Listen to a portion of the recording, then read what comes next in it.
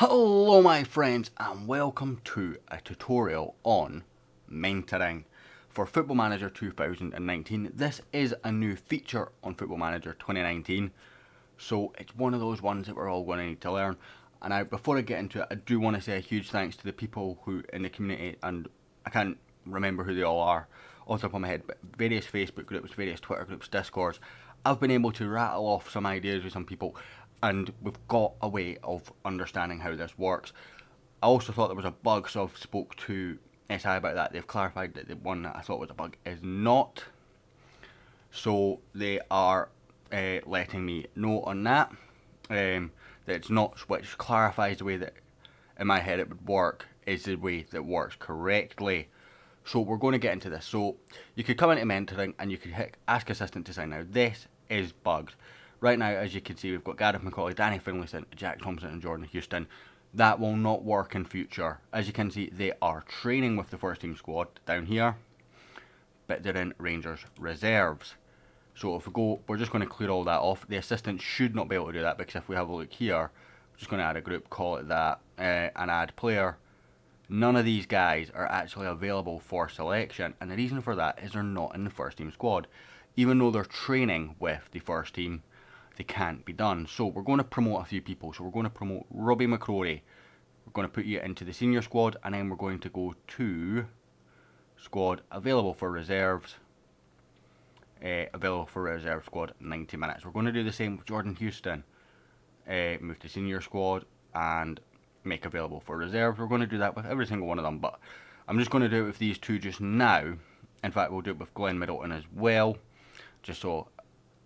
And I'll do it with Dapple Mabudi as well, because I need them. So Middleton available for reserves 90 minutes, and same with Dapple Mabudi. Move to senior squad and available for reserves 90 minutes. So we've now put 4 players into the first team. They're still available for the reserve, but they're in the first team, which means now I pressed the wrong button there. They will be in this group. Might have to skip forward, actually. I do. So it's going to skip forward today. I'm going to ignore all this. So decline that. Auto select just to get through it. We're going to skip forward till the date is the 27th. Now at this point we should get a message saying they've all been promoted to the first team. So we do not have that message, but they should still be here. As you can see, Robin McCrory is now here. So I'm going to delete this group. And what I'm going to do is I'm going to call a group goalkeepers. I'm then going to add another group, and I'm going to call it defence. Add another group, I'm going to call it attack. And another group, and I'm going to call it wings. The reason why we're having 4 groups is player traits automatically change over. So if we have a look here at, let's just go by position actually. Al McGregor argues with officials. That means that despite his fairly good determination, he's not going to be a good tutor. So when we go to our training and our mentoring, we're going to have Robbie McCrory and Wes Foderingham. We're not going to add Alan McGregor because he has that bad trait. So Rory will still gain from Wes, but he's not going to pick up that negative trait, and he's going to keep his current traits. Hopefully he can kick on with his development. If we look at defence, again, so if we were to put, say, Morelos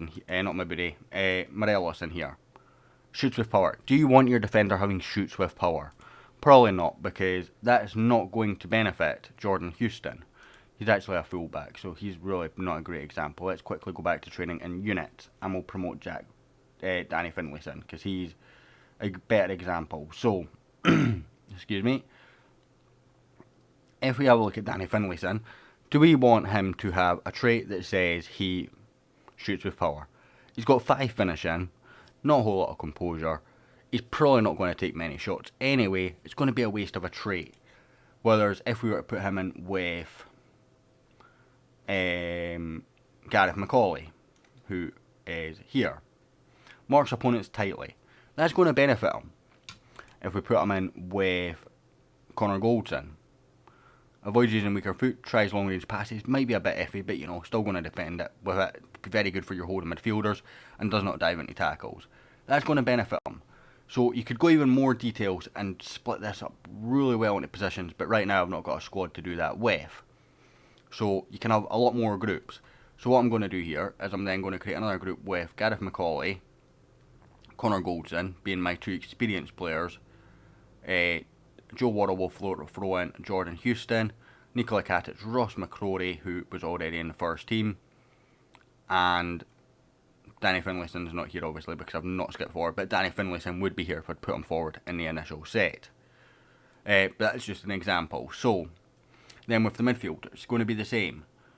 So again, traits go over automatically.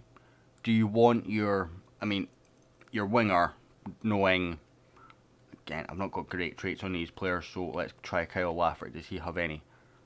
Cuts inside from the left wing is actually not a bad one. I might actually put him on the wing one actually, to be honest. Candia crosses early. You know, that's going to be good for fullbacks. So you want the traits to go with your personalities. So if we were to go and say, if we go to scouting, we've got Darren Fletcher here. He's got a really good personality, he's got moral personality, but he argues with officials. So suddenly, is the personality now overrode with the poor trait that he comes with? Do you not mind argues with officials? That could be an issue if we have a look at some more senior players. So I'm just going to have a look here at add condition, general, personality, please. We'll have a look at perfectionist. Should maybe hopefully trigger a few. And we've got an option of perfectionist here. So we sign Jamie McDonald, a goalkeeper from Kilmarnock. He comes with no traits. Perfectionist, good personality, might actually not be a bad sign-in. If I'm looking just for a substitute goalkeeper who can shoot her.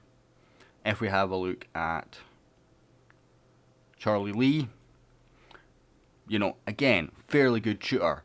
So what you're wanting with your mentors is good traits, good personality, good mentals. This guy's actually a very, very good example. He's fairly experienced. But the other thing is to notice when you go into your mentoring,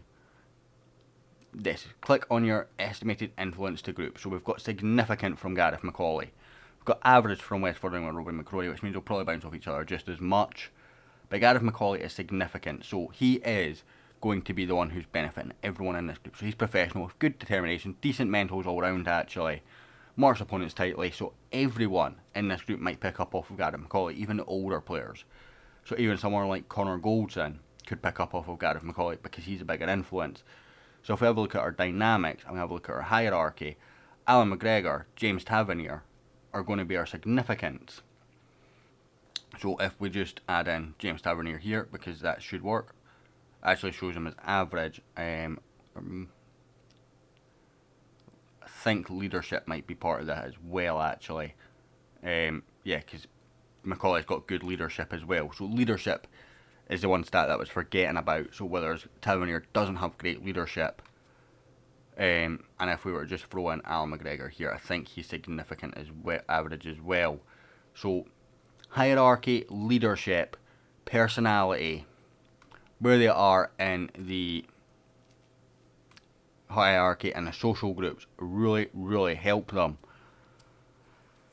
On that, guys, that's been a very, very long tutorial, a bit longer than what I planned to do on mentoring. So basically what all you want to do is just to go over it again, based by position, based on their ability within the hierarchy and the social groups, their leadership, stuff like that. And the most important thing is, don't put in bad traits, but make sure your youngsters are in the first team to do it, because if you're not, they're not going to gain anything, because you cannot mentor them without them being in the first team, unless, for example, in our reserves here we have Andy Halliday down here, already in. But again, are you really going to be buying that many tutors to do it? It's not really going to be worthwhile. So that's going to end this video, guys. I hope it helps you. I hope it helps you understand the mentoring system. Thank you so much for watching. I'll hopefully catch you all next time.